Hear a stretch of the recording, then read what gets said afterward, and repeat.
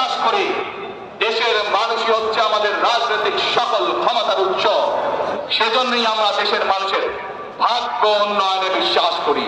এবং সংক্ষেপে আপনাদের সাথে যেই কথা বললাম, শুধু ভোট এবং কথা বলার অধিকার না, বিএনপি চায় আপনাদের দেশের মানুষকে অর্থনৈতিকভাবে স্বাবলম্বী করে দিতে, দেশের নারী সমাজকে, মা বোনদেরকে, দেশের যুব সমাজকে, দেশের প্রত্যেকটি কৃষক সহ প্রত্যেকটি শ্রেণী পেশার মানুষকে বাংলা বিএনপি চায় আগামী দিনে ইনশাআল্লাহ সরকার গঠন করে প্রত্যেকটি মানুষকে স্বাবলম্বী করে দিচ্ছে।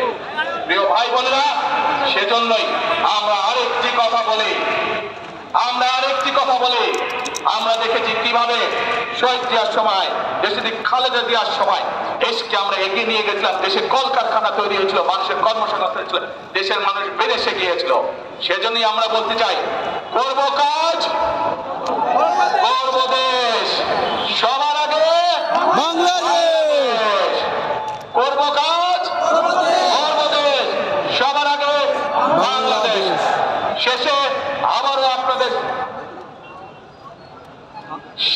আবারও আপনাদের কাছ থেকে আগামী 15-12 তারিখে ধানের শীষের পক্ষে ভোট চেয়ে একটি কথা বলতে চাই, ইনশাআল্লাহ আগামী দিনে বিএনপি সরকার গঠিত হলে আমরা